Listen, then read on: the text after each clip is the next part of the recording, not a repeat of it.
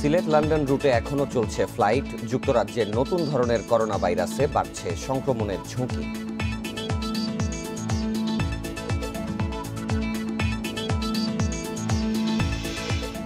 নতুন বছরে তৃণমূল গোছানোয় গুরুত্ব আওয়ামী লীগের। গণ অভ্যুত্থানে গণতন্ত্র উদ্ধার করতে চায় বিএনপি।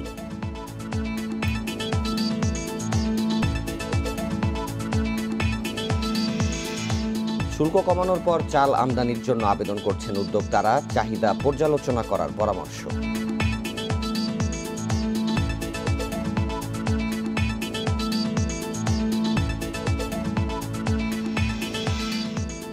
রাজধানীর সাততলা বস্তির কিশোর গ্যাংয়ে আছে কিশোরীরাও। নেশার টাকা জোগাতে চলছে চুরি ছিনতাই।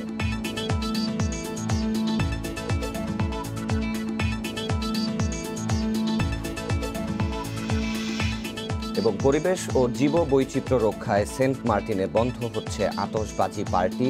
ছেঁড়া দ্বীপ ভ্রমণেও দেওয়া হয়েছে নিষেধাজ্ঞা।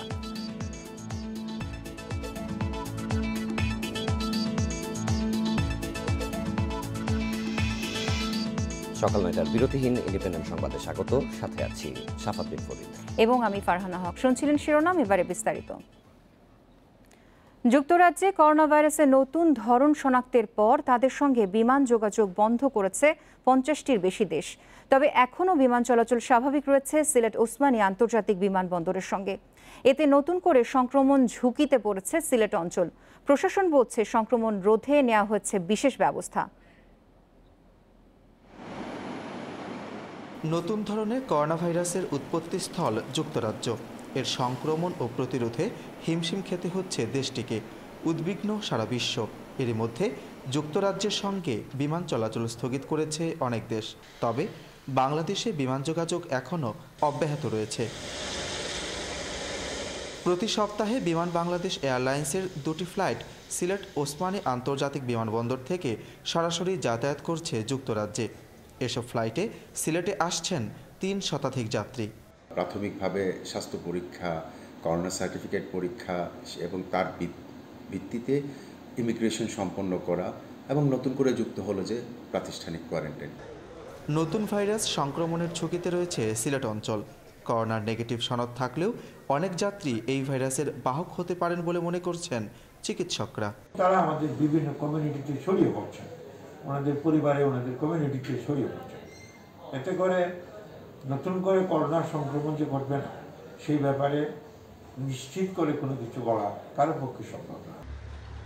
যুক্তরাজ্য থেকে আসা যাত্রীদের নিজ খরচে 14 দিনের প্রাতিষ্ঠানিক আইসোলেশন থাকা বাধ্যতামূলক করার কথা জানিয়েছে স্থানীয় প্রশাসন। এজন্য প্রস্তুত রয়েছে 9টি আবাসিক হোটেল। প্রাথমিক যে পরীক্ষাটা হয় মেডিকেল পরীক্ষা, সেটা করে আমরা এই হোটেলগুলোতে নিয়ে আসবো। বিআরটিসির বাসও আমরা রেডি রেখেছি, সেনাবাহিনী থাকবে, পুলিশ থাকবে, তারা কর্ডন করে নিয়ে আসবে। প্রতি হোটেলে আবার পুলিশ রাখবো, যাতে তাদের আত্মীয়স্বজনকে দেখা করতে না পারেন বা তারা যাতে বাইরে না যান। করোনার এ নতুন রূপ আগের থেকে আরও ভয়াবহ, মৃত্যু হারও বেশি। এ অবস্থায় সংক্রমণ রোধে কঠোর ব্যবস্থা নেওয়ার দাবি জানিয়েছে সিলেটবাসী। মাধব কর্মকার, ইন্ডিপেন্ডেন্ট নিউজ, সিলেট। ফেব্রুয়ারি নয়, জানুয়ারিতেই দেশে আসছে অক্সফোর্ডের করোনার ভ্যাকসিন। সক্ষমতা বিবেচনায় তা প্রয়োগের সুযোগ পাবে বেসরকারি প্রতিষ্ঠানও। টিকা আনার সব প্রক্রিয়া শেষ হয়েছে জানিয়ে স্বাস্থ্যমন্ত্রীর আশা, ভারতের মতো দেশের বিশেষজ্ঞ প্যানেলও টিকাটির দ্রুত ছাড়পত্র দেবে। আর ঔষধ প্রশাসন অধিদপ্তর বলছে, বিশেষজ্ঞদের সুপারিশ পেলেই অনুমোদন নিয়ে ভাববেন তারা। অক্সফোর্ড অ্যাস্ট্রাজেনেকার করোনা ভ্যাকসিন ছাড়পত্র পেয়েছে ভারতে। টিকাটি জরুরি ভিত্তিতে প্রয়োগের সুপারিশ করেছে বিশেষজ্ঞ প্যানেল। সেরাম ইনস্টিটিউট অব ইন্ডিয়ার তৈরি এ টিকার 3 কোটি ডোজ পেতে চুক্তি করেছে সরকার ও বেক্সিমকো ফার্মা। মানিকগঞ্জে সাংবাদিকদের সঙ্গে মতবিনিময়ে স্বাস্থ্যমন্ত্রী জানিয়েছেন, অক্সফোর্ডের এই ভ্যাকসিন জানুয়ারিতেই আসছে দেশে। টাকা দেওয়া সহ এর সব প্রক্রিয়া এরই মধ্যে শেষ হয়েছে। আমাদের তো পেপার ফর্মালিটি তো মোটামুটি যা ছিল প্রায় কমপ্লিট হয়ে গেছে। এই সপ্তাহে টাকাও চলে যাবে। জানুয়ারির শেষের দিকে আমি ভাবতাম যে হয়তো তারা ভ্যাকসিন দিবে, কিন্তু এখন আমি আশাবাদী তার আগেও আমরা পেয়ে যেতে পারি। করোনা মোকাবিলায় বেসরকারি প্রতিষ্ঠানের সহযোগিতার কথা তুলে ধরে মন্ত্রী আরও জানান, যাচাই বাছাই করে যেসব প্রতিষ্ঠানের সক্ষমতা রয়েছে তাদেরও টিকা প্রয়োগের অনুমতি দেওয়া হবে। একটা ভালো হাসপাতাল যাদের ব্যবস্থা আছে বা ভালো বড় ডায়াগনস্টিক সেন্টার, তাদেরকে আমরা চিন্তা ভাবনায় আছে যে তারা যেভাবে আবেদন করেছে তাদেরকেও আমরা সম্পৃক্ত করব একটা গাইডলাইন দিয়ে। দেশে টিকা আসার পর কখন, কিভাবে ও প্রথমে কাদের দেয়া হবে তা প্রায় চূড়ান্ত বলে জানিয়েছেন ঔষধ প্রশাসন অধিদপ্তরের মহাপরিচালক। তিনি বলছেন, বন্টন প্রক্রিয়ার পাশাপাশি মাঠ পর্যায়ে স্বাস্থ্যকর্মীদের প্রশিক্ষণও চূড়ান্ত পর্যায়ে। তবে চূড়ান্ত অনুমোদনের জন্য ভারতের মতোই বিশেষজ্ঞ প্যানেলের ছাড়পত্র পেতে হবে। আমাদের যে রেগুলেশনস আছে সেটি অনুযায়ী আমরা এটা রিভিউ করব, তার সেফটি এবং এফিকেসি ডাটা আমরা অ্যানালাইসিস করব, করার পর যদি আমরা সব দিক থেকে আমরা ফিট মনে করি সেটাকে, তাহলে তখন আমরা এটা রেজিস্ট্রেশন দেওয়ার ব্যবস্থা নেব। সরকারের পরিকল্পনা অনুযায়ী সরকারি হাসপাতাল ও চিকিৎসা কেন্দ্রে করোনা রোগীর সেবা দেয়া চিকিৎসক, নার্স, টেকনোলজিস্ট, পরিচ্ছন্নতা কর্মী ও অ্যাম্বুলেন্স চালকদের প্রথম ধাপে দেয়া হবে করোনার vaccine. Buddhadeb Kundu, independent news, Dhaka. Corona ভাইরাসের মতো সূক্ষ্ম জীবাণু প্রতিরোধী KN95 মানের মাস্ক এখন দেশে উৎপাদন হচ্ছে। তৈরি করছে চিকিৎসা সরঞ্জাম উৎপাদন খাতের প্রতিষ্ঠান JMI হসপিটাল রিকুইজিট ম্যানুফ্যাকচারিং। এরই মধ্যে দেশ বিদেশের ল্যাবে মান যাচাই পরীক্ষায় উত্তীর্ণ হওয়ায় মাস্কটি বাজারজাতের অনুমোদন দিয়েছে ঔষধ প্রশাসন অধিদপ্তর। করোনা মহামারীর কারণে N95, KN95 কিংবা FFP2-র মতো মাস্কের চাহিদা বিশ্বব্যাপী। এসব মাস্ক উৎপাদন হয় কেবল যুক্তরাষ্ট্র, চীন, জাপান, দক্ষিণ কোরিয়া ও ইউরোপের কিছু দেশে। বাংলাদেশে এসব মাস্ক উৎপাদনের কোনো মানদণ্ড নেই, তাই চীনের নীতিমালা মেনে দেশে KN95 মানের মাস্ক উৎপাদন করেছে চিকিৎসা সরঞ্জাম তৈরি প্রতিষ্ঠান JMI। প্রতিষ্ঠানটির কর্মকর্তারা বলছেন, প্রায় 1 বছর গবেষণা ও উন্নয়নের মাধ্যমে নতুন এই পণ্যটি তৈরি করেছেন তারা। নানা পরীক্ষায় উত্তীর্ণ হওয়ার পর 100 টাকায় প্রতিটি মাস্ক বাজারজাতের অনুমোদন দিয়েছে ঔষধ প্রশাসন অধিদপ্তর। নর্মাল মেলবোর্ন ফিল্টার আমি হয়তো 5 মাসে এটার এফিকেসি ফল করে, 5 মাসে 3 থেকে 5% ফল করে, যেখানে আমাদের PTV মেমব্রেন ফিল্টার এটা রিসার্চ করে যেটা দেখা গেছে যে 5 বছরেও এটার এফিকেসি কোনো ফেল করে না। লোক পাঠিয়েছে, বারবার করে দেখছে কি অবস্থা আছে, টেস্ট রিপোর্টগুলো দেখছে, ফাইনালি ওনারা স্যাটিসফাইড হয়ে আমাদেরকে এই অনুমোদন দিয়েছে। ঔষধ প্রশাসন অধিদপ্তরের কর্মকর্তারা বলছেন, কয়েক দফা কারখানা পরিদর্শন ও যাচাই বাছাই করেই পণ্যটি বাজারজাতের অনুমোদন দিয়েছেন তারা। টেস্ট প্যারামিটারগুলো তারা যে প্রোডাক্টটা ডেভেলপ করেছে বা বাজারজাতকরণের জন্য করেছে সেই টেস্ট ক্রাইটেরিয়াগুলো উত্তীর্ণ হয়েছে, তাদের আমরা দেখেছি উত্তীর্ণ হয়েছে। এর ফলে আমরা তাদেরকে প্রোডাক্টটির marketing authorization, emergency use authorization দিয়েছি। প্রোডাক্টটি ওনারা দেশে বিক্রি করতে পারবেন, বিদেশেও এক্সপোর্ট করতে পারবেন। চিকিৎসা সরঞ্জাম খাতের 90% বাজার আমদানিকারকদের দখলে। তবুও JMI-এর মতো গুটি কয়েক প্রতিষ্ঠান দেশেই সিরিঞ্জ, অটোক্লেভ, সার্জিক্যাল মাস্কের মতো বিশ্বমানের পণ্য উৎপাদন করে যাচ্ছে। যারই ধারাবাহিকতায় প্রথমবারের মতো মেড ইন বাংলাদেশ পণ্যের তালিকায় যোগ হলো KN95 মাস্ক। সরকারের পর্যাপ্ত নীতি সহায়তা পেলে ঔষধ খাতের মতো চিকিৎসা সরঞ্জাম খাতেও স্বয়ংসম্পূর্ণ হওয়ার আশা উদ্যোক্তাদের। Shariful Islam, independent news, Gazaria, Munshiganj. দলে গতি আনতে নতুন বছরে তৃণমূল ঢেলে সাজানোয় গুরুত্ব দিচ্ছে আওয়ামী লীগ। পাশাপাশি সুবিধাভোগী অনুপ্রবেশকারীদের চিহ্নিত করে দল থেকে বের করে দেয়াকেই বড় চ্যালেঞ্জ মনে করছেন কেন্দ্রীয় নেতারা। এছাড়াও ক্ষমতা থেকে উৎখাতে চলা বিরোধীদের নানামুখী ষড়যন্ত্রেও নজর রাখবে ক্ষমতাসীনরা। করোনার কারণে 2020 সালে রাজপথে ছিল না রাজনীতি, সভা সমাবেশেও ছিল বিধিনিষেধ। মুজিববর্ষ উদযাপনে বছর জুড়ে নানা কর্মসূচি হাতে নিলেও সংক্রমণ বিবেচনায় তাও সীমিত করে আওয়ামী লীগ। করোনার টিকার খবরে রাজনীতিবিদদের আশা, শীতের পর হয়তো উন্নতি হবে পরিস্থিতির, রাজনৈতিক কর্মকাণ্ডে ফিরবে দল। 2020 সালে আমাদের যে লক্ষ্য ছিল, আমরা সেই লক্ষ্য পূরণ করতে পারিনি, কিন্তু লক্ষ্য থেকে কিন্তু আমরা বিচ্যুত হইনি। আমরা লক্ষ্য পূরণের জন্য 2021 সালে আমরা এই লক্ষ্য পূরণ করতে সক্ষম হব বলে আমরা বিশ্বাস করি। যদিও করোনার দ্বিতীয় ঢেউ চলছে। জাতীয় সম্মেলনের পর 2020 সালের মার্চে করোনা সংক্রমণের আগ পর্যন্ত 78টির মধ্যে মাত্র 31টি জেলার সম্মেলন হয়েছিল। সদস্য সংগ্রহ অভিযানও গতি পায়নি। এছাড়া টানা 11 বছর ক্ষমতায় থাকায় দলে বেড়েছে সুবিধাভোগীদের সংখ্যাও। তাই বিতর্কিতদের চিহ্নিত করে দল থেকে বাদ দেওয়াকেই নতুন বছরের চ্যালেঞ্জ বলছেন কেন্দ্রীয় নেতারা। ইউনিয়ন, উপজেলা, জেলা, মহানগর পর্যায়ে আমাদের যে সম্মেলনগুলো বাকি আছে সেগুলো আমরা করব। এর পাশাপাশি সদস্য সংগ্রহ অভিযান চলবে, নতুন কমিটি প্রণয়ন করব। গ্রহণযোগ্য লোকদের কমিটিতে স্থান দেওয়ার মধ্যে দিয়ে আমরা দলকে এগিয়ে নিয়ে যাব। আমাদের মূল লক্ষ্য আগামী 3 বছর পর যে জাতীয় সংসদ নির্বাচন হবে, সেই নির্বাচনে জনগণের নেত্রী, জননেত্রী শেখ হাসিনার নেতৃত্বে মানুষ যাতে ঐক্যবদ্ধভাবে নৌকায় ভোট দেয়, সেটি হচ্ছে আমাদের মূল লক্ষ্য। দল পুনর্গঠনের পাশাপাশি 2021 সালে আওয়ামী লীগ সতর্ক নজর রাখবে বিরোধী দলগুলোর উপরও। কেন্দ্রীয় নেতারা বলছেন, নানামুখী ষড়যন্ত্র করে ক্ষমতা থেকে উৎখাতে তৎপর আছে বিরোধীরা। পৃথিবীতে ষড়যন্ত্র প্রথম থেকে শুরু হয়েছে, শেষ পর্যন্ত চলবে। সুতরাং ষড়যন্ত্র নিয়ে আওয়ামী লীগ চিন্তিত নয়, আমরা ষড়যন্ত্র মোকাবেলা করতে জানি। এছাড়া বছর জুড়েই সিটি কর্পোরেশন, পৌরসভা, ইউনিয়ন পরিষদ সহ স্থানীয় সরকার নির্বাচন রয়েছে সারা দেশে, সেদিকেও বিশেষ নজর রাখছে Awami League. Ijazur Rahman, independent news, Dhaka. নতুন বছরে গণ অভ্যুত্থানের মাধ্যমে সরকার পতনের আকাঙ্ক্ষা বিএনপির। দলটির নেতারা দাবি করেছেন, নতুন বছর হবে আন্দোলনের বছর, গণতন্ত্র উদ্ধারের বছর।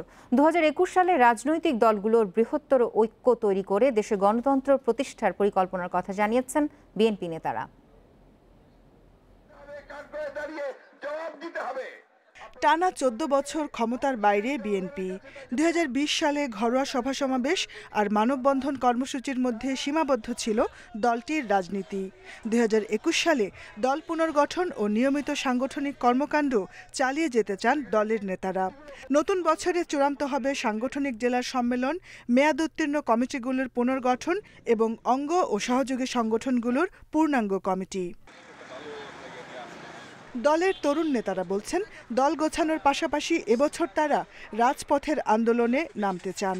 কয়েক বছর ধরে আমাদের আন্দোলন সংগ্রামের পাশাপাশি আমরা আমাদের সংগঠনও আমরা শক্তিশালী করার চেষ্টা করছি। শক্তিশালী সংগঠনকে নিয়ে যদি এই প্রতিবাদী জনতাকে আমরা একসাথে করে মাঠে নামি, আমাদের বিজয় অবশ্যই হবে এবং এবছরই হবে, এবং এটাই আমাদের এবছরের টার্গেট।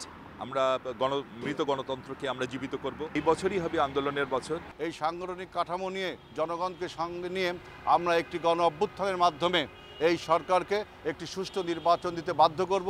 এবছরই আমরা নির্বাচন কমিশনের পদত্যাগ ঘটাতে বাধ্য করব এবং এই বছরেই ইনশাআল্লাহ আমরা একটি গণ অভ্যুত্থানের মাধ্যমে, একটি সুষ্ঠু নির্বাচনের মাধ্যমে দেশে গণতন্ত্র ফিরিয়ে আনব। বিএনপির জ্যেষ্ঠ নেতারা জানান, গত বছরের সকল ব্যর্থতা ও হতাশার গ্লানি ঝেড়ে ফেলে এবছর জনগণের অধিকার প্রতিষ্ঠায় কাজ করবে বিএনপি। মানবাধিকার, আইনের শাসন, বাক স্বাধীনতা, গণমাধ্যমের স্বাধীনতা, জীবনের নিরাপত্তা এবং জাতিসংঘ কর্তৃক ঘোষিত আন্তর্জাতিক মৌলিক অধিকার ফিরে পাওয়ার বৎসর, যার মাধ্যমে দেশের জনগণ তাদের মালিকানা ফিরে পাবে। সবচেয়ে বড় কথা হচ্ছে, মানুষের যে ভয়ভীতির, নিরাপত্তাহীনতার মধ্যে জীবন কাটাচ্ছে, সেখান থেকে মুক্ত হবে। বিএনপি নেতাদের অভিযোগ, সরকার রাষ্ট্রযন্ত্রকে ব্যবহার করে জনগণের ন্যায়সঙ্গত আন্দোলন দমন করছে, আর তাই গত বছর আন্দোলনে সফলতা আসেনি। Jahanara Parvin, independent news, Dhaka. দেখছেন বিরতিহীন সংবাদ। সংবাদে আরো যা দেখবেন, করোনা ভ্যাকসিন দেয়ায় সবচেয়ে এগিয়ে ইসরায়েল, টিকা নিয়েছেন 10 লক্ষাধিক মানুষ। দ্বিতীয় স্থানে বাহরাইন।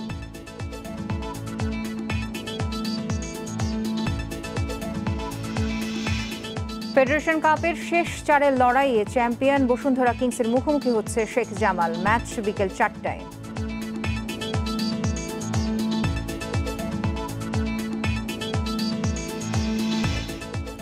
রাজধানীতে সাততলা বস্তির কিশোর গ্যাং জনি গ্রুপের অত্যাচারে অতিষ্ঠ এলাকাবাসী। চুরি, ছিনতাইয়ের টাকা দিয়ে নেশা করাই এই গ্রুপের কাজ। কিশোরদের পাশাপাশি কিশোরী সদস্য আছে এই গ্যাংয়ে। এই গ্রুপের হাতেই প্রাণ গেছে স্কুল ছাত্র আরিফ হোসেনের। আরিফ হত্যা মামলায় জনি ও জোনাকি নামে 2 কিশোরকে গ্রেপ্তার করেছে পুলিশ। বাকিদের ধরতে চলছে অভিযান। এ আহাজারি মহাখালী কাঁচাবাজারে খুন হওয়া কিশোর আরিফের মায়ের। একমাত্র ছেলে আর বেঁচে নেই সেটা বিশ্বাসই করতে পারছেন না তিনি।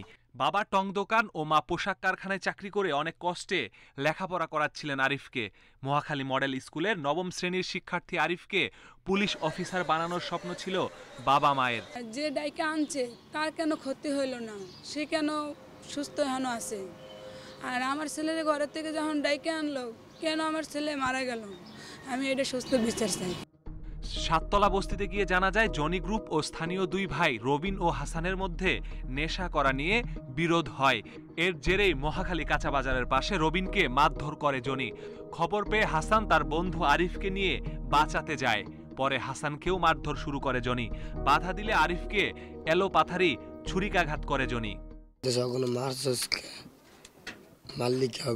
এটা করার পরে হয়তো জানে না যার কাছে ছুরি, এই ছুরি গায়ে দিয়েছে। ময়নাতদন্ত শেষে চিকিৎসক জানিয়েছেন ছুরির আঘাতে আরিফের ফুসফুস ক্ষতিগ্রস্ত হয়েছে। এতে অতিরিক্ত রক্তক্ষরণ হয়ে তার মৃত্যু হয়। যেহেতু লাং হয়ে গেছে, ইনজুরি হয়ে গেছে, আপনার আরেকটা হাত ছিল এখানে, যাই ওইটা এক্সিলারি আটারি কেড়ে ফেলছে, যার দরুন প্রচুর রক্তক্ষরণ হয়েছে তার শরীর থেকে আর কি।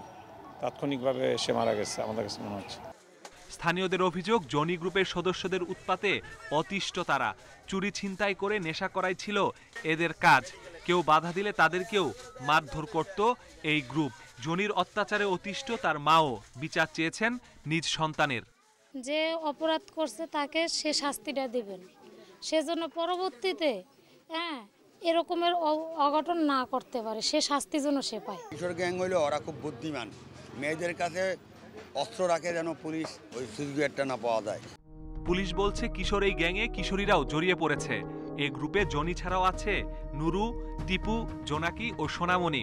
এ ঘটনায় হত্যা মামলা হয়েছে। এরই মধ্যে গ্রেপ্তার করা হয়েছে জনি ও জোনাকিকে। বাকি যারা সহযোগী ছিল, নুরু সে হচ্ছে যে ছুরিটি যাকে এগিয়ে দেয়, নুরু এবং অন্যান্য আরও মেয়ে ছিল, তাদেরকে আমরা এখন গ্রেপ্তারের জন্য চেষ্টা করছি।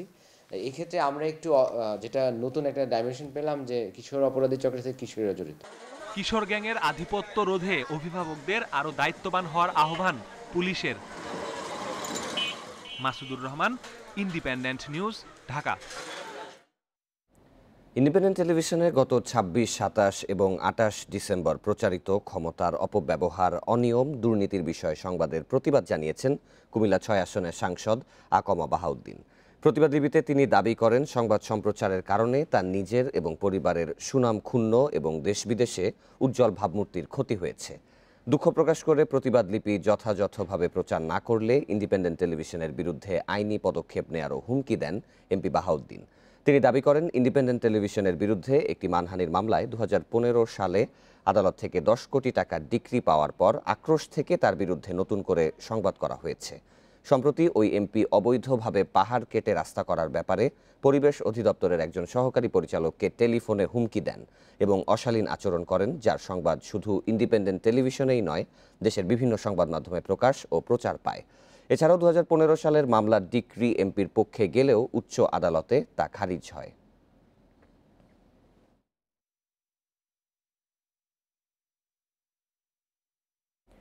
দায়িত্ব নিয়েই মাঠে নেমে পড়েছে সিটি কর্পোরেশন। প্রথম দিনে রাজধানীর পান্থপথ বক্স কালভার্টের ৪টি পয়েন্ট পরিষ্কার করেছে ঢাকা দক্ষিণ।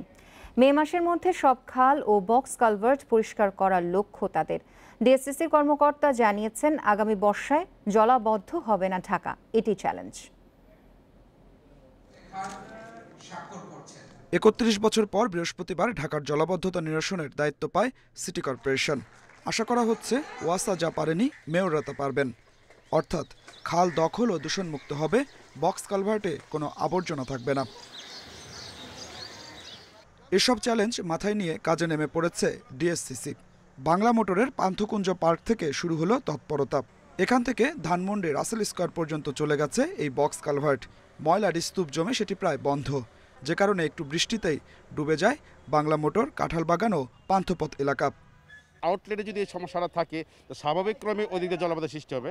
তো আমরা আশা করছি যে ইনশাল্লাহ যে হোক গাছটা আমরা উঠাবো। এখন উঠালে পানির স্রোত বেড়ে যাবে, আশা করি যে কোথাও আর শক্ত পর্যায়ে জমানো থাকবে না। ডিএসসিসির কর্মকর্তারা জানিয়েছেন খাল কালভার্ট পরিষ্কার করতে 2 বছর ওয়াসার কারিগরি সহায়তা নেওয়া হবে। লোকবলের কোনো ঘাটতি হবে না বলেও জানায় ঢাকা দক্ষিণ সিটি কর্পোরেশন। আমরা ওয়াসার টেকনিক্যাল এক্সপার্ট নেব, ওদের যন্ত্রপাতি নেব, তাদের জনবল নেব, এটা অসম্মত হয়েছে। আমরা ওরা 2 বছর আমাদের সাথে কিন্তু কাজ করবে, পর্যায়ক্রমে আমরা আমাদের সক্ষমতা অর্জন করব। তাছাড়াও কিন্তু আজকে কিন্তু আমরা ওয়াসার কোনো সহযোগিতার সাথে আমরা কাজ শুরু করেছি। এই কালভার্টের ভিতরে পড়েছে, কানেকশনের মুখগুলো বন্ধ হয়ে গেছে, এই কানেকশনে ওই মুখগুলোও ছুটাতে হবে। আমাদের ভিতরে লোক প্রবেশ করাতে হবে, যন্ত্র প্রবেশ করাতে হবে, ক্রেন প্রবেশ করাতে হবে, আমাদের প্রেসার দিয়ে পানি দিতে হবে এবং সাকার মেশিন ব্যবহার করতে হবে, সাকশন করে উঠাতে হবে। পান্থপথের কালভার্টটিতে রয়েছে 24টি পয়েন্ট। পুরোপুরি প্রবাহমান করতে সময় লাগতে পারে 1 সপ্তাহ। এরপর কাজ শুরু হবে সেগুনবাগিচা কালভার্টের 70টি পয়েন্টে। Adilur Rahman, independent news, Dhaka. সরকার শুল্ক কমানোর পর চাল আমদানির জন্য আবেদন শুরু করেছেন উদ্যোক্তারা। খাদ্য সচিব বলছেন এখন পর্যন্ত আবেদন করেছেন 10 জন। আমদানিকারকদের আর্থিক সক্ষমতার পাশাপাশি অভিজ্ঞতা আমলে নিয়ে আমদানির সুযোগ দেয়া হবে। এদিকে সঠিক চাহিদা পর্যালোচনা করে আমদানির পরামর্শ দিচ্ছেন কৃষি অর্থনীতিবিদরা। চালের বাজারে অস্থিরতা নিয়ন্ত্রণের পাশাপাশি মজুত বাড়াতে আমদানির জন্য সম্প্রতি 37.5% শুল্ক কমানো হয়েছে। সরকারিভাবেই আমদানি হবে 10 লাখ টন। এরই মধ্যে ভারত থেকে এসেছে 50,000 টন, শীঘ্রই আসবে আরও 45,000 টন। আর বেসরকারি পর্যায়ে 10 লাখ টন আমদানির সুযোগ দিচ্ছে সরকার। এরই মধ্যে বেসরকারিভাবে চাল আমদানির জন্য বিজ্ঞপ্তি প্রকাশ করেছে খাদ্য মন্ত্রণালয়। আবেদন করা যাবে 10 জানুয়ারি পর্যন্ত। খাদ্য সচিব জানান, এখন পর্যন্ত 10 আমদানিকারক আবেদন করলেও এই সংখ্যা আরও বাড়বে। নীতিমালার শর্ত অনুযায়ী খাদ্য মন্ত্রণালয়, বাণিজ্য মন্ত্রণালয় ও জাতীয় রাজস্ব বোর্ডের সমন্বিত কমিটি দেবে চূড়ান্ত অনুমোদন। বিজ্ঞপ্তিটা আসার পর থেকে আবেদন আসছে, মোটামুটি অনেকগুলো আবেদন আসছে, প্রায় 10টা মতন আমি কালকে দেখে আসছি। আমাদের ছক আছে, ছকে কে কতটুকু আগ্রহ ব্যক্ত করবে, তারপরে আমরা সেটাকে তাদের যে ক্রেডিট লিমিট দেখে আমরা তাদেরকে বরাদ্দ দিব। বাজারে দ্রুত চালের যোগান বাড়লে দাম কমবে। তবে সংকট কমাতে চাল আমদানি হলেও তার সুযোগ যেন প্রকৃত আমদানিকারকরা পান, সে দাবি ব্যবসায়ীদের। 20 লাখ টন সরকার এনে গোডাউনে রাখবে সামাজিক নিরাপত্তার জন্য, আর যে 10 লাখ টন ব্যবসায়ী আনবে বাজারে চালের দাম নিয়ন্ত্রণের জন্য। যেটা 3টা জিনিস মাথায় রাখতে হবে: অর্থ পাচার না হয়, ওভার ইনভয়েসিং করে অতিরিক্ত চাল না আসে, এবং যারা প্রকৃত চাল নিয়ে ব্যবসা করে তাদের মাধ্যমে চাল আসে, তাহলে সুষম বন্টনটা হবে, বাজারে দাম নিয়ন্ত্রণে থাকবে। বিশ্লেষকরা বলছেন, আমদানির নামে যাতে বিপুল পরিমাণ চাল না আসে সেদিকে খেয়াল রাখতে হবে। 3 বছর আগে ঘাটতি মেটাতে প্রয়োজনের অতিরিক্ত আমদানি কারণে ধানের ভালো দাম পাননি কৃষক। তাই ভোক্তাদের পাশাপাশি চাষিদের দিকেও নজর দেওয়ার তাগিদ তাদের। ধানের দাম যদি নেমে যায় তাহলে কৃষক তার যেই উৎপাদন খরচ সেটা ঘরে তুলতে পারবে না, এবং তাতে করে পরবর্তী সময়ের জন্য উৎপাদনের উৎসাহ হারাবে। এমন পরিস্থিতিতে আমাদের উচিত হবে নিয়ন্ত্রিতভাবে চাল আমদানি করা। খাদ্য মন্ত্রণালয়ের সবশেষ হিসেবে দেশে সরকারি গুদামে চালের মজুত রয়েছে 5,37,000 টন। গেল বছর একই সময়ে ছিল 10,63,000 টন। Shahid Ahmed, independent news, Dhaka. কথায় কথায় এলাকাবাসীকে সাজা দেওয়ার হুমকি, সেবা না দেয়া কর্মচারীদের সাথে অসদাচরণ সহ নানা অভিযোগ বগুড়ার শাহজাহানপুর ইউনো মাহমুদা পারভিনের বিরুদ্ধে। এ নিয়ে জনপ্রশাসন মন্ত্রণালয়ে লিখিত অভিযোগও করেছেন এক ভুক্তভোগী। তবে সব অভিযোগ ভিত্তিহীন বলে দাবি করেছেন ওই কর্মকর্তা। আর জেলা প্রশাসক বলছেন, অভিযোগ এলে খতিয়ে দেখা হবে। বগুড়ার শাহজাহানপুর উপজেলার নির্বাহী কর্মকর্তা হিসেবে মাহমুদা পারভিন যোগ দেন 2019 সালের অক্টোবরে। কিন্তু যোগদানের পর তাপমাত্রা কমতে শুরু করবে বলে ধারণা করা হচ্ছে। তখন মৃদু ও মাঝারি শৈত্যপ্রবাহের পূর্বাভাস রয়েছে। শৈত্যপ্রবাহ আরও এক্সপ্রেড করার সম্ভাবনা কম, বিস্তার লাভ করবে না, এবং আপনার টেম্পারেচার রাতের তাপমাত্রা বৃদ্ধি করবে আগামী 1 সপ্তাহ। ওয়েস্টার্লি ডিস্টারবেন্সটা একটু আছে আপনার কাশ্মীরের সাইডে, ইন্ডিয়ার এলাকাতে, যে কারণে বাংলাদেশের উপরে মেঘমুক্ত আছে এখন। আবহাওয়া অফিস আরও জানিয়েছে, এ মাসে বৃষ্টির কোনো সম্ভাবনা নেই। Hasib Mahmud Shah, independent news, Dhaka. শরীয়তপুরে 3 উপজেলার লক্ষাধিক মানুষ প্রায় 70 বছর পর বিদ্যুৎ সুবিধা পাচ্ছে। পদ্মা নদীর তলদেশ দিয়ে সাবমেরিন ক্যাবেলের মাধ্যমে বিদ্যুতের আলোয় বদলে গেছে চরাঞ্চলের জীবন জীবিকা।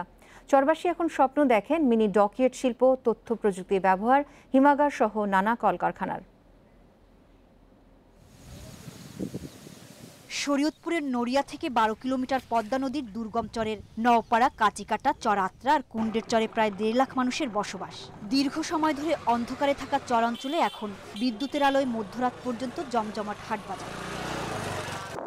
বৈদ্যুতিক মোটর দিয়ে সেচ দেওয়ায় উন্নতি হয়েছে কৃষি ব্যবস্থার। আগে আমরা ডিজেলের মেশিন ব্যবহার করতাম, ওই সময় খরচ বেশি হইতো। এখন বর্তমানে কারেন্ট পাওয়া নেই, কারেন্টে দিয়া মোটর দিয়া পানি দেই, খরচ একটু কম হয়। সাবমেরিন কেবলে বিদ্যুৎ সংযোগে পাল্টে গেছে চরাঞ্চলের অবহেলিত জনপদের যাপিত জীবন। এমনকি ইন্টারনেট, ইমেল সহ তথ্য প্রযুক্তির সেবা পাওয়া যাচ্ছে খুব সহজেই। একটা ইমেল করতে আগে মানুষ নড়িয়া যেতে হইতো, এখন ওই নড়িয়া যাওয়া লাগে না, এখন সব কাজগুলা আমাদের এই জায়গাতে করা যায়। আমরা তো স্বপ্ন ধারণা করিনি, এখন কারণ আইসে আমাদের খুব উপকার হয়েছে, আমাদের পোলাপানরা পড়াইতে লেখাতে পারবো। নওপাড়ায় নির্মিত 10 MVA সাবস্টেশন থেকে 427 কিলোমিটার সঞ্চালন লাইনের মাধ্যমে বিদ্যুৎ পৌঁছে যাচ্ছে গ্রাহকদের ঘরে ঘরে। এলাকায় সেবা নিশ্চিতের পর উদ্বৃত্ত বিদ্যুৎ সরবরাহ করা হবে মুন্সিগঞ্জ জেলায়। পদ্মার তলদেশ দিয়ে সাবমেরিন কেবলের মাধ্যমে বিদ্যুতায়নের সিদ্ধান্ত গ্রহণ করা হয়। আমাদের আরও 4 মেগাওয়াট লোড উদ্বৃত্ত থাকবে। সাবমেরিন কেবলে বিদ্যুৎ সংযোগের কাজ শুরু হয় 2019 সালের ফেব্রুয়ারি মাসে। 80 কোটি টাকা ব্যয়ে প্রকল্পটি বাস্তবায়ন করছে মুন্সিগঞ্জ পল্লী বিদ্যুৎ সমিতি। Independent news desk. এখন থেকে সেন্ট মার্টিনে আতশবাজি, বারবিকিউ পার্টি বা উচ্চ শব্দে গান বাজনা নিষিদ্ধ সহ পর্যটকদের মানতে হবে 14 নির্দেশনা। তা ভাঙলে আইনগত ব্যবস্থা নেওয়ার কথা জানিয়ে গণবিজ্ঞপ্তি জারি করেছে পরিবেশ অধিদপ্তর। ভ্রমণ নিষেধাজ্ঞা দেওয়া হয়েছে ছেঁড়া দ্বীপে। আর এসব নির্দেশনা বাস্তবায়ন করবে কোস্টগার্ড। পরিবেশের ভারসাম্য ও জীববৈচিত্র্য রক্ষায় এই উদ্যোগ নেওয়া হয়েছে বলে জানিয়েছেন পর্যটন প্রতিমন্ত্রী। দেশের একমাত্র প্রবাল দ্বীপ সেন্ট মার্টিন। এখানে কক্সবাজার থেকে পর্যটক আনা নেয় দিনে চলাচল করে 5টি জাহাজ। আসেন 4 থেকে 5 হাজার পর্যটক, রাত্রি যাপন করেন 3000-এরও বেশি। এতে বালিয়াড়িতে বাড়ছে আবর্জনা ও প্লাস্টিক বর্জ্য, দূষিত হচ্ছে পরিবেশ। এই অবস্থায় পর্যটকদের জন্য 14 ধরনের বিধিনিষেধ আরোপ করেছে পরিবেশ অধিদপ্তর। তা অমান্যে আইনগত ব্যবস্থা নেওয়া হবে জানিয়ে জারি করা হয়েছে গণবিজ্ঞপ্তি। এতে বলা হয়েছে, সৈকতে সব যান্ত্রিক, অযান্ত্রিক যান চালানো যাবে না। সৈকত, সমুদ্র ও নাফ নদীতে ফেলা যাবে না প্লাস্টিক বর্জ্য। দ্বীপের চারপাশে নৌ ভ্রমণ, জোয়ার ভাটা এলাকায় পাথরের উপর দিয়ে হাঁটা, সামুদ্রিক কাছিমের ডিম পাড়ার স্থানে চলাফেরা, রাতে আলো জ্বালানো, ফ্ল্যাশ লাইটে ছবি তোলা, আতশবাজি পোড়ানো, উচ্চ শব্দে গান, মাইক বাজানো ও বারবিকিউ পার্টি করা যাবে না। এছাড়া নিষেধাজ্ঞা দেওয়া হয়েছে ছেঁড়া দ্বীপ ভ্রমণে। আর এই সিদ্ধান্তে ক্ষুব্ধ পর্যটন ব্যবসায়ীরা। ওখানে বসে মন করা একটা এই প্রজ্ঞাপন জারি করে দিলেন যে সবকিছু বন্ধ, কিন্তু বন্ধ হওয়ার পরে এরা কোথায় যাবে বা এদের বিকল্প ব্যবস্থা কি, কর্মসংস্থান কি, বা পর্যটকেরাই যে একটা প্রস্তুতি নিচ্ছে আগামী 2 মার্চ সেন্ট মার্টিন এবং কক্সবাজার ভিজিটে আসবে, তাদের অবস্থানটা কি? তবে পরিবেশ অধিদপ্তরের এই উদ্যোগকে ইতিবাচক বলছেন পরিবেশবিদেরা। আমরা আগে থেকে বলে আসছি, এখানে কোনোভাবে রাত্রি যাপন করা যাবে না এবং পর্যটক নিয়ন্ত্রণ করতে হবে। আমরা বলেছিলাম অন্তত কমপক্ষে 3 বছর সেন্ট মার্টিনে পর্যটক নিয়ন্ত্রণ করে আগের পরিবেশ ফিরিয়ে আনা। পর্যটন প্রতিমন্ত্রী বলছেন, ছেঁড়া দ্বীপ রক্ষার্থেই ভ্রমণে নিষেধাজ্ঞা। পাশাপাশি সেন্ট মার্টিনে পর্যটক সীমিত করার বিষয়ে ভাবছে সরকার।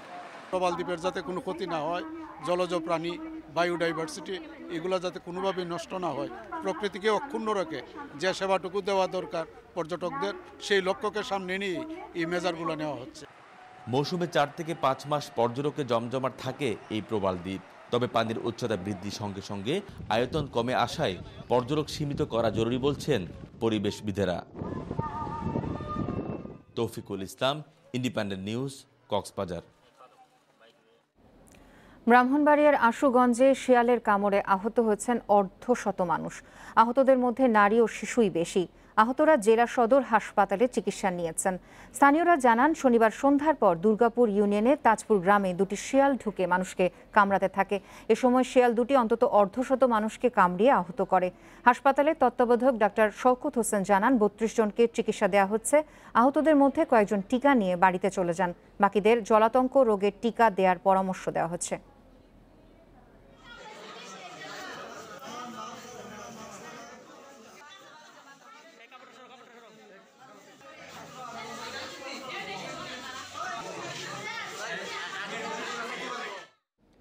অর্থ সংকটে চিনিকল শ্রমিকদের বেতন ও বকেয়া পরিশোধ করা যাচ্ছে না বলে দাবি চিনি ও খাদ্য শিল্প কর্পোরেশনের। তবে রাষ্ট্রায়ত্ত 6 চিনিকলে বিদেশি বিনিয়োগের আলোচনা চলছে বলে জানিয়েছে সংস্থাটি। এদিকে চিনিকলে পণ্য বহুমুখী করার পাশাপাশি বকেয়া পরিশোধের দাবিতে আজ ঢাকায় মানববন্ধন করেছেন সুগার মিল চিলড্রেন ফোরাম।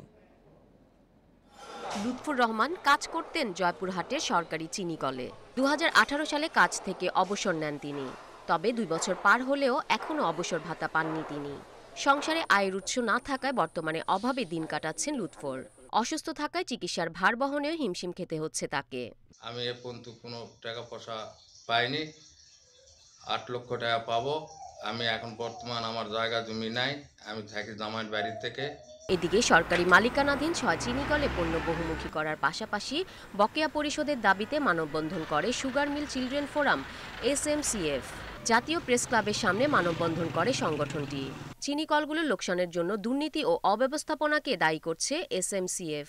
দুর্নীতি মুক্ত করতে পারলেই এই প্রতিষ্ঠানগুলো আবার স্বাভাবিকভাবে চলতে পারবে। এই শিল্পের সাথে নির্ভরশীল তারা শিক্ষা থেকে শুরু করে স্বাস্থ্য থেকে শুরু করে এবং ইনস্টিটিউট বলা যায় খুব মানবিত জীবনযাপন করছেন। এই এখন আব্বা তো দিন দিন বয়স হয়ে যাচ্ছে, অসুস্থ হচ্ছে, এই টেনশনে উনি আরো অসুস্থ হয়ে গেছে।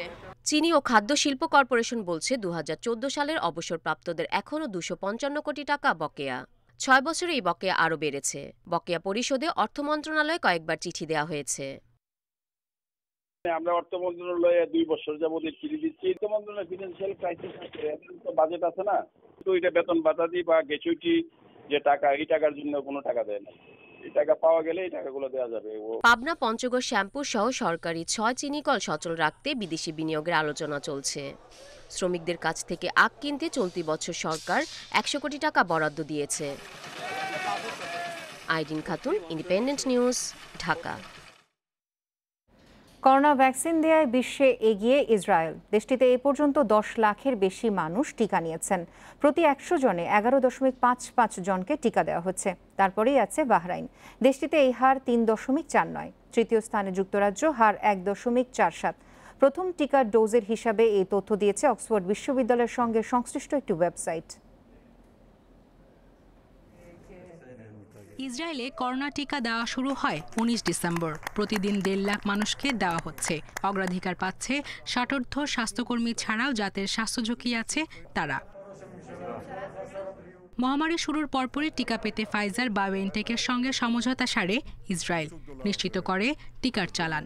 -70 ডিগ্রি সেলসিয়াস তাপমাত্রায় সংরক্ষণেরও ব্যবস্থা করে দেশটি। অন্যদিকে 27 ডিসেম্বর থেকে 3 দিনে 138 জনকে টিকা দিয়েছে ফ্রান্স। 8 ডিসেম্বরের শেষ নাগাদ জার্মানিতে 1,30,000-এরও বেশি মানুষকে টিকা দেওয়া হয়েছে। 2020 সালের মধ্যে 2 কোটি মানুষকে টিকা দেওয়ার লক্ষ্য ছিল যুক্তরাষ্ট্রের। তবে 30 ডিসেম্বর পর্যন্ত তারা প্রায় 28 লাখ মানুষকে টিকা দিতে পেরেছে। যুক্তরাজ্য ও যুক্তরাষ্ট্র থেকেও টিকার হার কম ইউরোপীয় ইউনিয়নে। 21 ডিসেম্বর থেকে এই ব্লকের 27 সদস্য দেশে ফাইজারের টিকা কর্মসূচি শুরু হয়। 15 দেশে চালানো জরিপে দেখা গেছে টিকা নেওয়ার প্রবণতা কম। এতে দেখা গেছে টিকার কার্যকারিতা নিয়ে নিরাশ তারা। ফ্রান্সে মাত্র 40% মানুষ টিকা নিতে আগ্রহী। অন্যদিকে চীনে এই হার 80, ব্রিটেনে 77 এবং যুক্তরাষ্ট্রে 69%। সায়রা খান, ইন্ডিপেন্ডেন্ট নিউজ। এদিকে অক্সফোর্ডের পর জরুরি ভিত্তিতে প্রয়োগের জন্য ছাড়পত্র পেয়েছে ভারত বায়োটেকের উদ্ভাবিত করোনা টিকা কোভ্যাক্সিন। শনিবার drug controller general of India DCGI-কে এ সম্পর্কিত তথ্য উপাত্ত জমা দিয়েছে বিশেষজ্ঞ প্যানেল। তবে ভারত বায়োটেক এখনও তাদের টিকার কার্যকারিতা প্রকাশ করেনি। যদিও প্রথম ধাপে ট্রায়ালে দেখা গেছে কোভ্যাক্সিন করোনা প্রতিরোধে সক্ষম ও এর কোনো পার্শ্ব প্রতিক্রিয়া হয়নি। 2 সপ্তাহের ব্যবধানে এই টিকার 2 ডোজ নিতে হবে। এদিকে শুধু দিল্লিই নয়, দেশজুড়ে করোনার ভ্যাকসিন বিনামূল্যে দেয়া হবে বলে জানিয়েছেন ভারতের স্বাস্থ্যমন্ত্রী হর্ষবর্ধন। শনিবার দারিয়াগঞ্জে করোনা ড্রাই রান পর্যবেক্ষণে গিয়ে সাংবাদিকদের একথা জানান তিনি।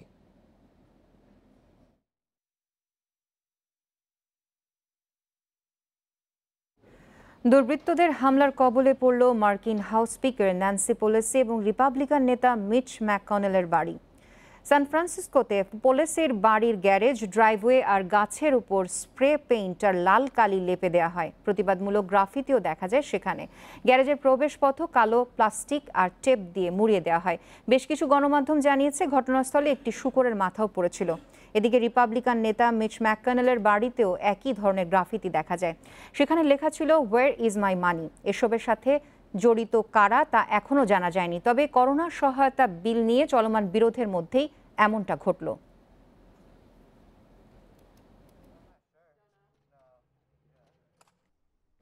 নাইজারের 2টি গ্রামে জঙ্গি হামলায় 79 জনের মৃত্যু হয়েছে। স্থানীয়দের বরাত দিয়ে এমন তথ্য দিয়েছে বার্তা সংস্থা রয়টার্স। মালি সীমান্তবর্তী পশ্চিমের চমবাঙ্গু গ্রামে 49 জনের মৃত্যু হয়েছে, আহত হয়েছেন 17 জন। অপর 30 জনের মৃত্যু জরমৌদিয়ারেরায়। সম্প্রতি আফ্রিকার সাহেল অঞ্চলে জঙ্গি হামলা বেড়েছে। শনিবার মালিতে জঙ্গি হামলায় 2 ফরাসি সেনা নিহত হয়। গত সোমবার প্রাণ যায় 3 ফরাসি সেনার। ওই হামলার দায় স্বীকার করেছে আল কায়দা সমর্থিত জঙ্গি সংগঠন। ফেব্রুয়ারিতে হতে যাওয়া নাইজারের জাতীয় নির্বাচনের আগে এই হামলা হলো।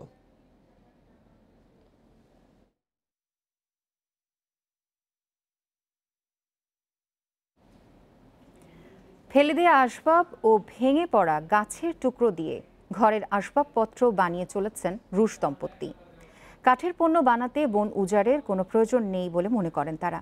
এজন্য পরিবেশ বান্ধব, টেকসই এবং পুনর্ব্যবহারযোগ্য আসবাবে গুরুত্ব দিচ্ছেন সেই দম্পতি। রাশিয়ার এই কারখানায় প্রতিদিন কাঠ দিয়ে চেয়ার, টেবিল, টুল তৈরি করা হলেও এর জন্য বনের একটি গাছও কাটা হচ্ছে না, বরং এগুলো তৈরিতে পুরনো আসবাবপত্র এবং শহরের ভিতরে রাস্তার পাশের মরে যাওয়া গাছ কেটে চলছে কাজ। কম্পিউটার বিজ্ঞান বিষয়ে লেখাপড়া করা সেই দম্পতি পরিবেশ বান্ধব কাজে উদ্বুদ্ধ হয়ে প্রতিষ্ঠা করেন মেড বাই বিভার্স। 2012 সাল থেকে শহর জুড়ে পুরনো ভেঙে পড়ে যাওয়া গাছের টুকরো এবং ফেলে দেওয়া আসবাবপত্র সংগ্রহ করে তা দিয়ে আকর্ষণীয় এবং ভিন্নধর্মী এসব আসবাব তৈরি করছেন তারা। প্রকৃতি থেকে প্রেরণা নিয়ে আসবাব তৈরি করেছি। কম্পিউটার সায়েন্সে কাজ করতে আমরা কাহিল হয়ে পড়েছিলাম, প্রশান্তি খুঁজছিলাম। এই কাজ আমাদের সে প্রশান্তি দিয়েছে। সেই দম্পতির মূল উদ্দেশ্য হল টেকসই এবং পুনর্ব্যবহারযোগ্য কাঠের পণ্য তৈরি এবং ব্যবহারের জন্য সাধারণ মানুষকে উদ্বুদ্ধ করা।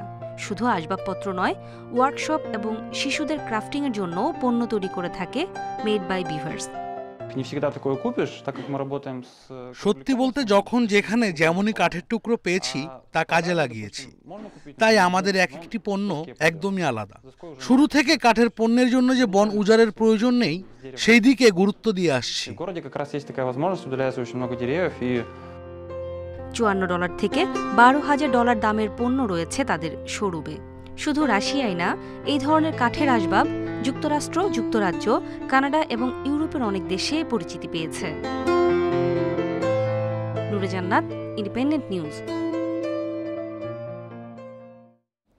ফেডারেশন কাপে আজ তৃতীয় কোয়ার্টারে চ্যাম্পিয়ন বসুন্ধরা কিংসের মুখোমুখি হবে শেখ জামাল ধানমন্ডি ক্লাব। গ্রুপ পর্বের ছন্দ নকআউটেও ধরে রাখতে চান কোচ অস্কার ব্রুজন। অন্যদিকে শেখ জামালের লক্ষ্য ভুল শুধরে শেষ চান নিশ্চিতের। বঙ্গবন্ধু জাতীয় স্টেডিয়ামে ম্যাচ শুরু বিকেল 4টায়। রহমতগঞ্জের বিপক্ষে জয় দিয়ে টুর্নামেন্ট শুরু করে চ্যাম্পিয়নরা। নিয়ম রক্ষার পরের ম্যাচেও চট্টগ্রাম আবাহনীকে হারিয়ে গ্রুপসেরা হয়ে শেষ 8 নিশ্চিত করে অস্কার ব্রুজনের শিষ্যরা। তবে নকআউট পর্বে কোনো ভুল করা চলবে না। শেখ জামালকে কঠিন প্রতিপক্ষ মেনেই মাঠে নামতে চায় কিংস ম্যানেজমেন্ট। নিজেদের দ্বিতীয় শিরোপা জয়ের পথে কোনো ঘাটতি রাখতে চান না কোচ। ছেলেদের ধারাবাহিকতায় আমি খুশি। শেখ জামাল খুব শক্তিশালী দল। এবারের টুর্নামেন্টে আক্রমণ ভাগের সেরা 3 দলের মধ্যে একটি। আমরা তাদেরকে খাটো করে দেখি না। নকআউটে নতুন শেখ জামালের দেখা মিলতে পারে, তাই আমরা সতর্ক। শেখ জামাল অবশ্য গ্রুপ পর্বে নিজেদের সেরা খেলাটা খেলতে পারেনি। প্রথম ম্যাচে ড্র ও দ্বিতীয় ম্যাচে হারে কিছুটা অস্বস্তিতে শফিকুল ইসলাম মানিকের দল। তবে কোয়ার্টারে প্রতিপক্ষের জন্য ভিন্ন কৌশলে এগুবে ধানমন্ডির দলটি। স্পেসিফিক সোলেমান কিং অ্যান্ড জোবে তারাই গোল করবে আর অন্যরা গোল করতে পারবে না সেটা না।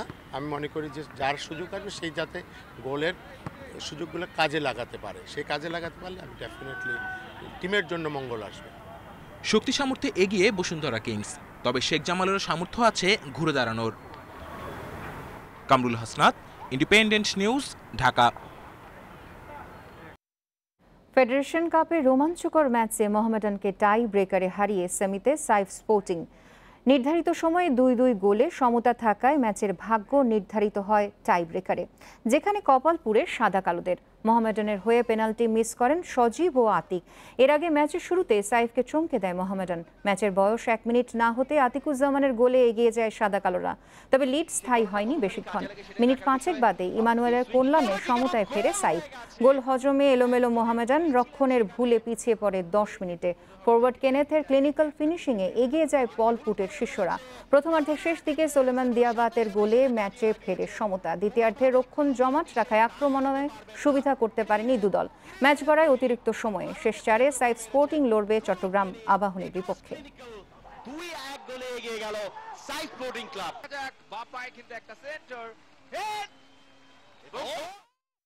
শুরু হয়েছে বাফুফের বহুল আলোচিত জিমনেসিয়ামের কাজ।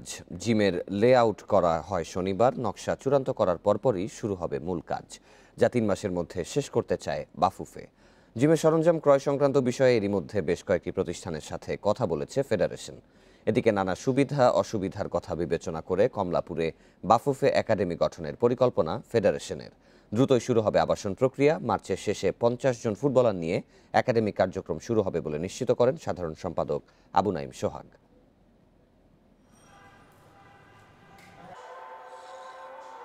ফুটবল স্পেসিফিক জিম যেহেতু এটা হবে, তো সেই কারণে আসলে ইতিমধ্যেই 5টি কোম্পানি, 4 থেকে 5টি কোম্পানি তারা কিন্তু আসলে এই জিমে ইকুইপমেন্ট সরবরাহ করার ব্যাপারে তাদের আগ্রহ প্রকাশ করেছে। একদম ইনফ্রাস্ট্রাকচারাল ডিজাইন যেমন এগিয়ে গিয়েছে এবং সেই ইনফ্রাস্ট্রাকচারাল ডিজাইন অনুযায়ী কনস্ট্রাকশন কাজ যেমন শুরু হবে এই ফার্স্ট উইকের মধ্যেই। সেল্টা ভিগোকে 2-0 গোলে হারিয়ে লা লিগার শীর্ষে উঠে গেছে রিয়াল মাদ্রিদ। ঘরের মাঠে শুরুতেই এগিয়ে যায় রিয়াল। মার্কো অ্যাসেন্সিওর ক্রস থেকে মাত্র 6 মিনিটে গোল করেন লুকাস ভাসাকেজ। দ্বিতীয়ার্ধে দ্বিতীয় গোলও আসে এই দুজনের সৌজন্যে। এবার ভাসাকেজের অ্যাসিস্ট থেকে গোল করেন অ্যাসেন্সিও। সার্জিও রামোস না থাকলেও ডিফেন্সের দৃঢ়তায় টানা 7 ক্লিনশিট রিয়ালের। এদিকে ইংলিশ প্রিমিয়ার লিগে বড় জয় আর্সেনালের। ওয়েস্ট ব্রমের মাঠে গোল উৎসব করেছে গানাররা। কিরান টিয়ারনি ও বুকাও সাকার গোলে প্রথমার্ধেই 2-0 গোলে এগিয়ে যায় আর্সেনাল। বিরতির পর জোড়া গোল করে গানারদের বড় জয় উপহার দেয় ফরওয়ার্ড আলেক্সান্দ্রে লাকাজেতে। লিগে টানা 3 ম্যাচে জয় পেলে আর্তেতার দল অবস্থার পয়েন্ট টেবিলে 11 নম্বরে।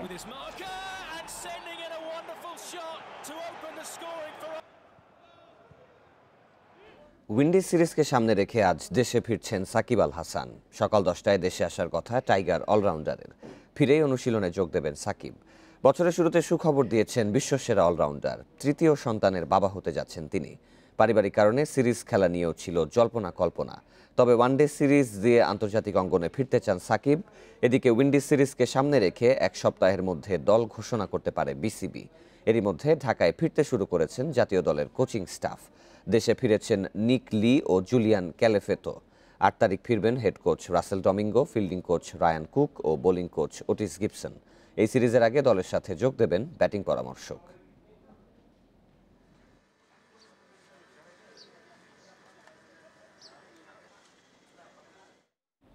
সোবার্স ইমরান খানদের কাতারে টাইগার ডিপেন্ডেবল মুশফিকুর রহিম।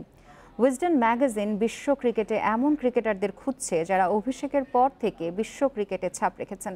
এমন একাদশে জায়গা পেয়েছেন মুশফিক। মূলত টিনেজ বয়স থেকে ক্যারিবীয়দের শেষ পর্যন্ত যারা খেলেছেন তাদের রাখা হয়েছে এই তালিকায়। Sachin Tendulkar, Garry Sobers, Anil Kumble, Pat Cummins, Wasim Akram রয়েছেন এই একাদশে। অধিনায়ক করা হয়েছে নেতৃত্ব দিয়ে পাকিস্তানকে বিশ্বকাপের শিরোপা জেতানো ইমরান খানকে। মুশফিকের অভিষেক হয় 2005 সালে। এরপর থেকে প্রায় 15 বছর ধরে খেলে যাচ্ছেন বাংলাদেশের জার্সিতে। নেতৃত্ব দিয়েছেন বাংলাদেশ দলকে। এমন স্বীকৃতিতে আনন্দিত টাইগার উইকেটকিপার, ব্যাটসম্যান।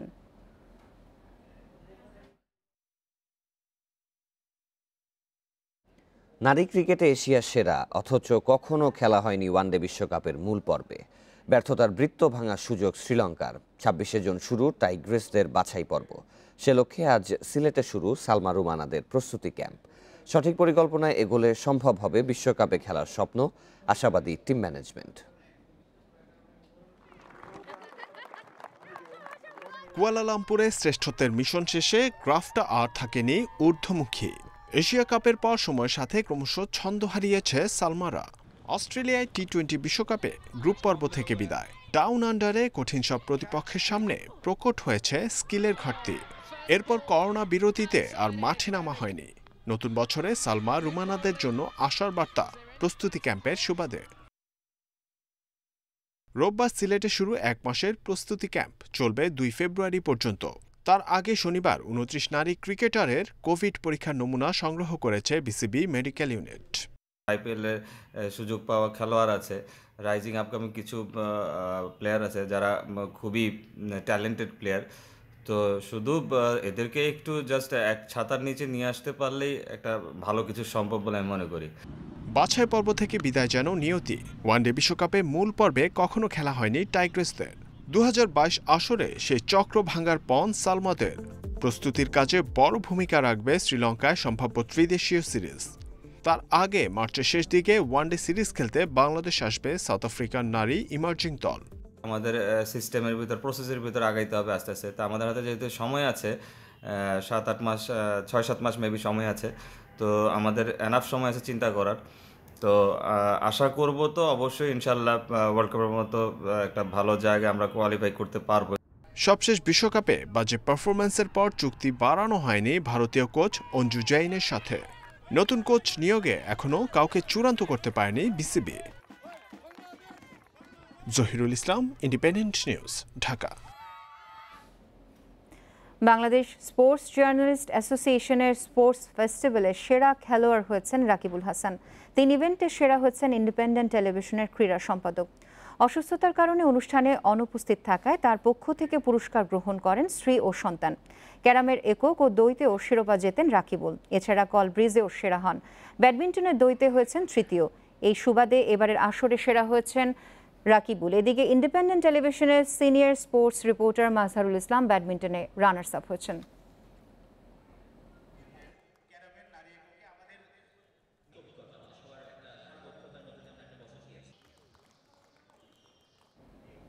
এই ছিল এখনকার বিরতিহীন সংবাদে। ইন্ডিপেন্ডেন্ট টেলিভিশনের সব খবর আরো বিস্তারিত জানতে চোখ রাখুন ফেসবুক, ইউটিউব এবং টুইটারে। ধন্যবাদ।